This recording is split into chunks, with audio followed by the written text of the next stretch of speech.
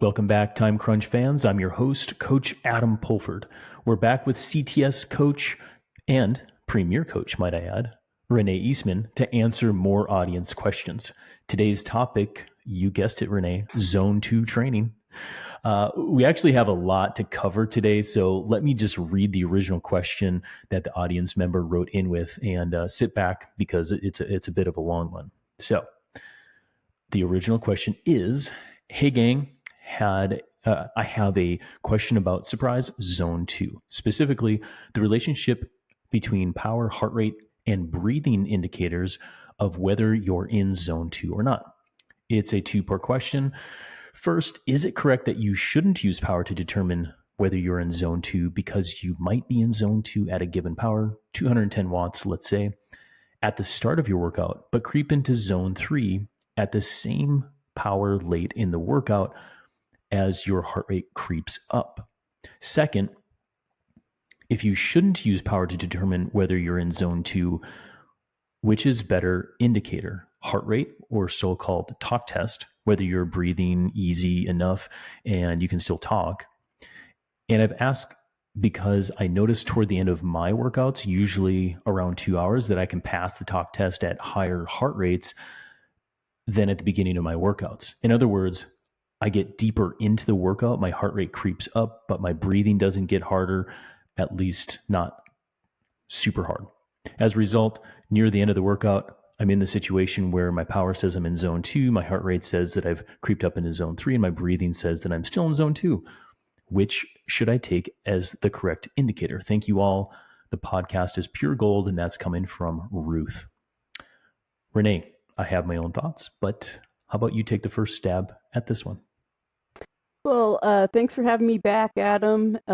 We did a whole series on Zone 2 and, lab testing, and that's, probably why you brought me in to answer this question. I do run our physiology lab. I'm all about the zones and the lactate levels and things like that.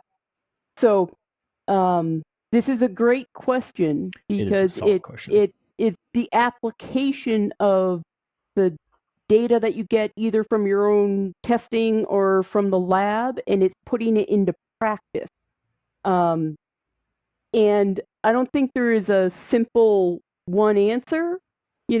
I want to lean toward what I tell my athletes when I have them, in quote, do a Zone 2 ride, is I usually prescribe that by heart rate. Because the physiological response to the work that you're doing. But before we even get too far down that, I want to ask Ruth, how old are her zones? When did you set them? Did you set that Zone 2 power from your best 20-minute power of last year? Or have you recently updated that at your current fitness level? Same thing with heart rates. Heart rates tend to change less than power does as you go through a season and you're in better shape, or maybe not at your best fitness, but certainly heart rate declines with age, and over time I do see aerobic heart rate levels changing, that people can do a lot more work at lower heart rate. So number one, are your zones up to date? Are they current? Have you tested certainly within the last 90 days, maybe even in the last 30 days, depending on where you are in your training? Yeah, and that's the simple fix. And I would start there, because I'll even admit, Renee, I'm, when we do some field testing with athletes and stuff, I'm pretty quick to update the power zones and make sure that we're on track and all that kind of stuff. And I sometimes don't always update the heart rate zones, because typically, it, like you said, it doesn't change all that much. But if that goes, a couple of years down the road, max heart rate is well, whatever that is, right? But heart rate tends to come down. So if you haven't updated for a while, and whether we're looking at Training Peaks or some other platform or Zwift or whatever, making sure that, these zones are lining up. And if you haven't updated heart rate zones for 3 to 5 years, yeah. I mean, that's a glaringly obvious one. So anyway, quick fix. Right. I think it's also fair to mention, as we do percentages on field testing, that those are based on averages of we tend to see the top of zone 2 around 75% of somebody's FTP. And bear in mind, if you're doing a 20-minute test, we're estimating FTP. We're not measuring FTP. We're estimating it that it's 95% of your 20-minute power. Then we're estimating that zone 2 is, or the top of zone 2 is 75% of that number. So there's a lot of variables in there that I see it all the time where I've actually tested somebody in their lab and the top of their zone 2 comes out at 65, 68, less than 75% of their FTP. I'd say that's more common that I see somebody's actual LT1, the first tick up above baseline of their lactate, much lower than 75%. So I think on the power side of things, not so much in the heart rate. The heart rates tend to track, I think, a little bit better, but just based off of those raw percentages, 75% might be above your actual top of your zone 2. So that's another factor in the, maybe that 210 watts is too high. And then kind of another layer to that is, if you listen to the last podcasts I did, don't be a zone 2 hero. The top of zone 2 is not better. The top of zone 2 is like butts up right to zone 3. So if you're riding at the top of zone 2, even if your zone 2 is calculated really well, you are probably going to drift up over the time because it's not a flip of the switch. The top of your zone 2 and in zone 3, there's a dial in there. And, there's a gradient of, 510 watts above or 510 watts below on a given day. Maybe you're more solidly in zone 2, more solidly in zone 3. So just based on what she's telling me here, double check your zones. But at the end of the day, it sounds like you're riding these rides a little bit too hard if you're seeing a fair bit of cardiac drift. Cardiac drift meaning your power's constant, and then you see your heart rate just elevate over time and drift out of your zone.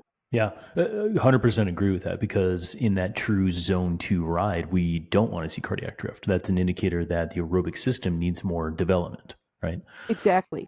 And so I would say this is a point where, so do I follow heart rate or do I follow power? To answer Ruth's question directly, this is where I would say I vary a little bit from Renee, even though like following heart rate as a guide, that's not bad. For my athletes, I'm going to educate them that power first, rate of perceived effort strongly in line with that. And there should be this matching there. And then I'm going to watch heart rate as another indicator. Okay. But that perceived effort for a zone 2 ride, we're talking like a 3 to 5 out of 10. And so let's just say 4 out of 10, 10 being a max effort, 1 being like the easiest spin you've ever maybe done in your life. We want to target a 4 out of 10. And if I prescribe that 60% of FTP, and I'm just kind of call it that, right? Because when I prescribe for most of our athletes, when we did the other podcast, when we do a range, most of our athletes will just go to the upper end of the range. So I've been prescribing more like, okay, 60%, make it feel like a 4 out of 10. When we're aligned like that, the heart rate takes care of itself. So that's fine. You can go by a guide by that. However, what you should know about heart rate is it has a variability on any given day of plus 1 to 5 beats per minute. And that's not heart rate variability. That is variability within the beats per minute. And that is due to stress, hydration, dehydration, heat, cold, caffeination, fueling. I mean, a lot of things, right? Including just being super stoked, right? You shouldn't be probably super stoked in a zone 2 sort of ride, but if you're in a race setting, that heart rate will increase. So my point is I'm not going to hang my hat on the most variable thing out there, because rate of perceived effort has shown to be just as valid, if not more so than heart rate, and in line with power. In the end, we want that holy trinity of all three. So to your point, Ruth, Renee gave you a very simple, very solid answer. Sure, follow the heart rate. I'm going to complex it and say all three and tune into your perceived effort. And I think we're going to have a better result in that way. So sorry to push back on you, Renee, but man, I just want to throw out there that heart rate does have a lot of that variability to consider.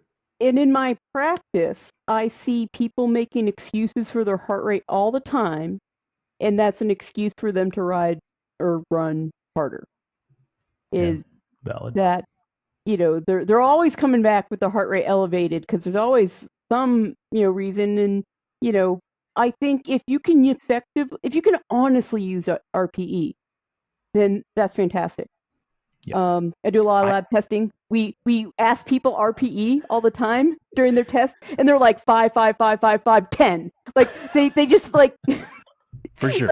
like as we're going up, their lactates are at like 4 millimoles, and they're like, oh, it's 5. Like people, they want to be tough a little bit. Like, oh, it's fine, it's a 5, and they're breathing. So if you can be disciplined, RPE is great.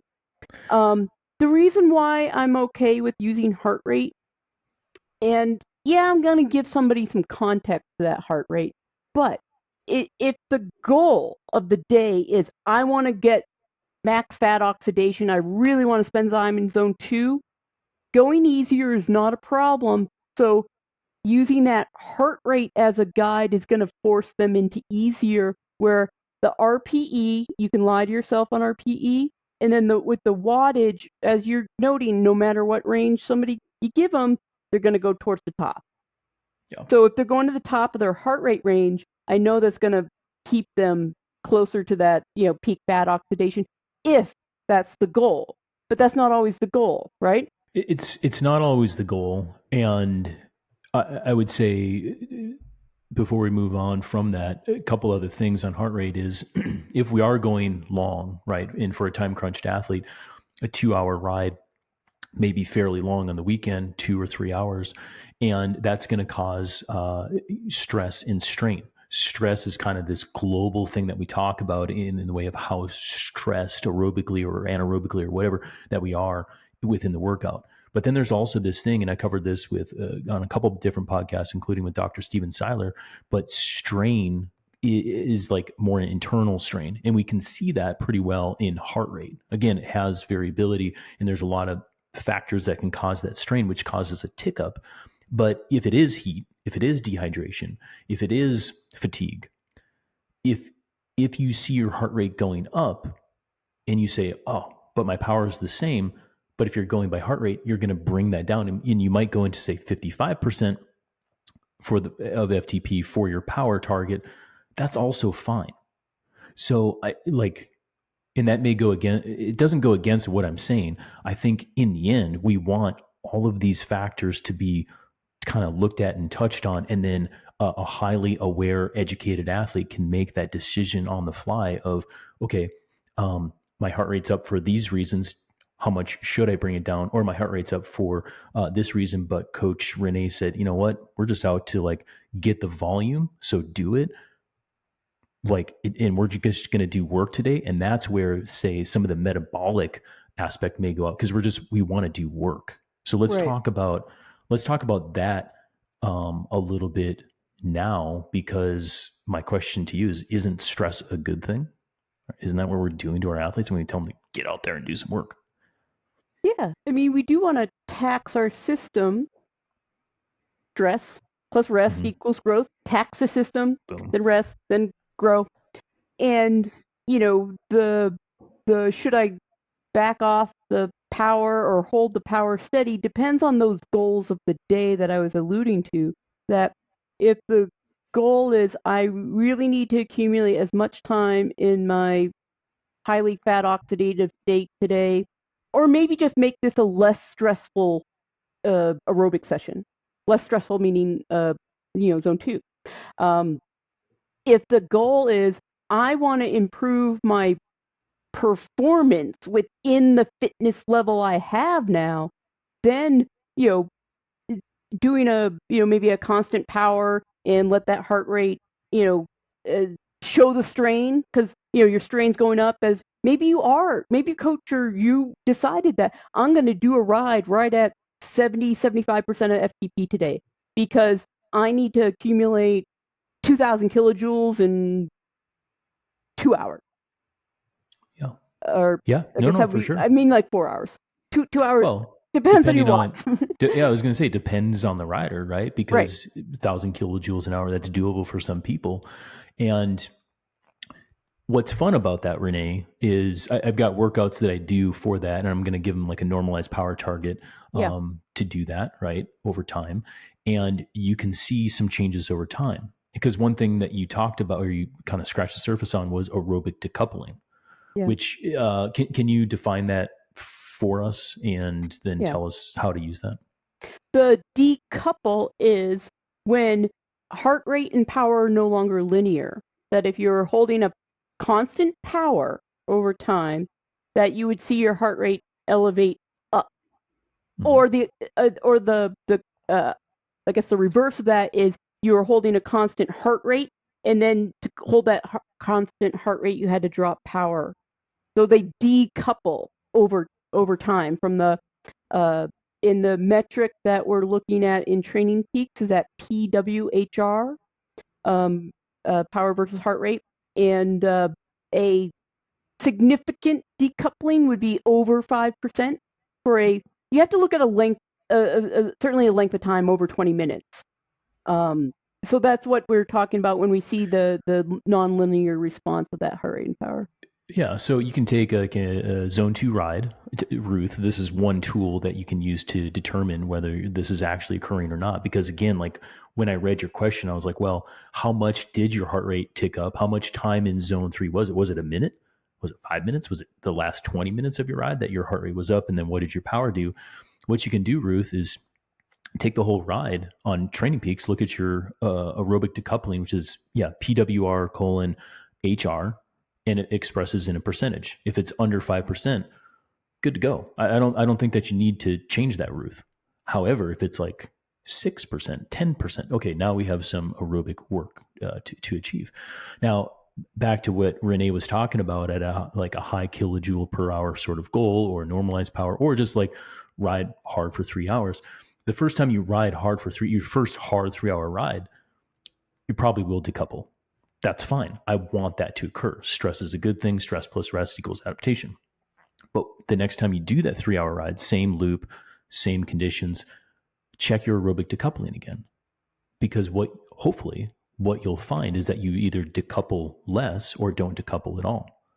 And that's a great kind of metric to check in to make sure that the aerobic system is going just fine. And it's a great method to get your mind out of, to improve. You need to do more than zone two. I think a lot of people just, they see the zone two hype. They get super excited about all the mitochondria building in their system, but it's like, you need all zones. It's not just zone two that's like pushing the needle forward here, unless I'm super crazy, Renee. I don't know. Well, you might be super crazy, but not on this point. Um, in to that Thanks. end, if I might just in general use a little bit more heart rate based and zone two focus in like the in quotes base phase or base preparation phase. Um, a lot of times November, December, maybe January for people. And then as we're, turn the corner and people are getting ready for their first event now. And now there's definitely occasion, and I've given this direction to a couple guys who are racing this month, like zone two is not out the window, but we are no longer like, we don't have to stay in zone two. I want you to kind of like do the best 3 hours that you can today, because that's what you're getting ready for. That best 3 or 4 hours, doing longer events. That now we've got to put it into application and put it together. And yes, that you are going to see those stressors initially, and you're going to see a lot of decoupling. Decoupling it is a sign of stress. I'd also interject about the signs of stress. You mentioned the caffeine and the temperature and the heat and the things like that. Also, like the fueling and hydration. Maybe this is a Huge. good sign that you need to do better with your fueling and hydration. That if you're, running out of glycogen and getting dehydrated, you're going to see that decoupling even more. So there's more factors than what we talked about with make sure your zones are set right and how many shots of espresso that you had before you started. 17.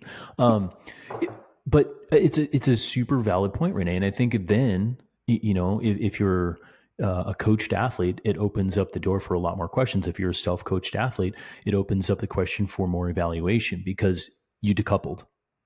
Why did you decouple? My point is you decoupled.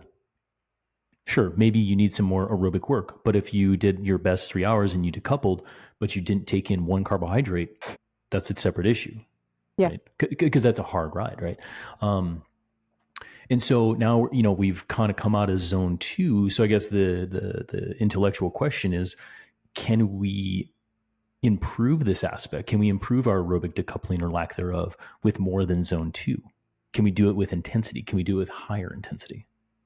What would you Yeah, say to I that? think that you could see some improvements, tempo work, longer Mm-hmm. tempo work, that I will look at that aerobic decoupling a lot with whether it's like just that moderate, let's say around 85% of FTP, zone 3, long 20, 30, 45 minute plus Mm-hmm. minute tempo sessions. I, might use that as a criteria of how long do I need to go on these, tempo segments? Can we keep the decoupling like, okay, maybe you can keep your decoupling under 5% at a 20-minute effort. Well, then try 25. See what happens. Yep. Try 30. Like, progressing within that because maybe you like an hour is just like too much to start with. I would say a little bit with sweet spot too. I mean, can sweet spot's just that one tick up, instead of 85%, we're at 95% of FTP. Um, so those two workouts, we can accumulate a lot of volume and we are staying predominantly aerobic. Yeah, and I think we've talked about kilojoules, tempo, sweet spot, kind of these sort of workouts, and they just get longer, right? I've talked about the workouts that I call fatigue resistance training, where I go back and I look at like races and hard group rides. I look at the kilojoules achieved in those rides. I look at the normalized power and the average power, and then I just try to replicate that in solo training. Typically, it's going to be more aerobic rather than a group ride or a race that has a lot more anaerobic kind of impact. And so I'll err on the side of like less normalized or the kind of like the lower end of the normalized power. Let's just say for 2 hours, go do the work, go do that kilojoule. And it's not interval based. There's no on off. It's like kind of on all the time. And then see this aerobic decoupling. And that's where we get out of zone 2. There's a ton of applicability there. And Ruth, this could be something that you use as opposed to just staying in zone 2 and waiting for that heart rate to come down. Maybe push on the gas pedal a little bit more, do more work, because that's going to induce more stress. Then you rest, then you get better, but you're still seeing sub threshold on the training. I do workouts similar to what you were talking about, whether it's a kilojoule goal or, have them, kind of stay at a constant power. But one of the twists I like in my fatigue resistance is, start maybe 60, 65% of FTP and then finish at that top of zone 2. And, Yep. kind of a negative split ride, if Yeah. you will, or finish the ride with 20, 30 minutes of, solid zone 3 as, Yeah. pushing that fatigue resistance. Yep. And when you do that, you can still use the aerobic decoupling metric to ensure that everything's fine. Because if you push on the gas pedal of your car, you would assume that it goes faster, it accelerates. Same thing with power and heart rate. If you push on the gas pedal or the cranks, I produce more power, the heart rate should go up. And if you do a progressive workout like that, the decoupling is zero in a well-trained athlete. Yeah, Okay. that's true. Yep. So those are good tools, but the aerobic progressive workout that you just described, and I've had Tim Cusick and Jim Miller and other coaches on here. We talk about that.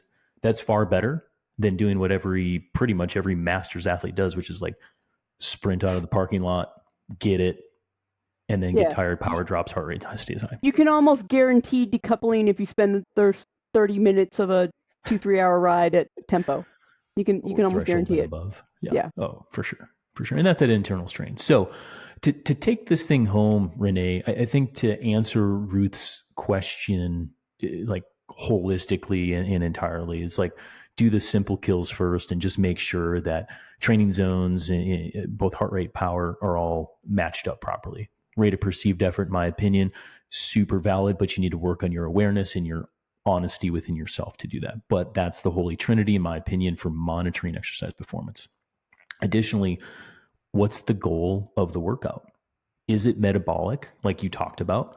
Or is it doing work, something more like race specific or event specific? Or if you want to induce a ton of strain, then I'd say some of this like super hardcore zone 2 low aerobic decoupling, that goes out the window. Like I want to stress you and get you fitter. Okay. So those are my kind of takeaways from this episode. What else do you want to stick in there, Renee? We spent a fair bit of time talking about the coupling and the heart rate drift and things like that. And just to emphasize, we've been talking about steady rides this whole Yeah. time. Mm-hmm. That you can't really take these like to the group ride, because when you see the more sporadic power, the decoupling doesn't really hold true. And I don't think that's what Ruth's question centered on. She was talking more, sounds like a purposeful zone 2 ride. And Mm-hmm. for that purposeful zone 2 ride, which to me means I want that metabolic adaptation, or just not to put a high amount of stress on my body. One thing would be like, yeah, look at heart rate. Of course, perceived effort. It's not, these zones aren't a flip of the switch, they are a dial. So like Mm-hmm. giving yourself a couple of beats above, that's no big deal. But when you see that constant rise up, and then you're just pegged at you know uh top of zone 3 heart rate, or even into zone 4, that's a sign of stress to your body. Was the ride longer than your body was capable of that day, or was there heat stress, or uh, uh, lack of fueling, lack of hydration stress? That those to me are indications to slow down. That you know take the excitement in maybe Mm-hmm. the shots of espresso heart rate response out of Yeah. it. If you're overheated, if you're dehydrated, if you're glycogen depleted, those are all reasons to slow down, in my Mm-hmm. opinion. Or a poor night's sleep, right? Or You're night sleep. unrested. Yeah. Yeah. Yeah. Yeah. No, those are great summary points. And, Ruth, again, like this is a super awesome question. Everybody's into zone 2. And I was like, oh, zone 2, here we go again. But these are super valid points that I think every athlete is struggling with and is questioning as we learn more about it. So I want to thank you for writing that in. And if you're listening to this and you want to give us feedback on how we answered, because I think we answered it well. I hope we answered it well. But if you have any other questions, write in and we'll patch that up. And to our audience members, if this spurs on more questions that you have, head on over to trainright.com/podcast and click on Ask a Training Question. That gets sent directly to me. And I work with awesome coaches like Renee to answer those questions here on the podcast. So with that said, Renee, thank you once again for joining us. Your wisdom is brilliant. And I know everybody learns from you when you hop on the pod with me. Thanks, Adam. Thanks for having me back, and I look forward to all the follow-up Zone 2 questions, because I know we're gonna get them. Oh yeah, they're coming. They're All coming. right. All right. Thanks, Renee.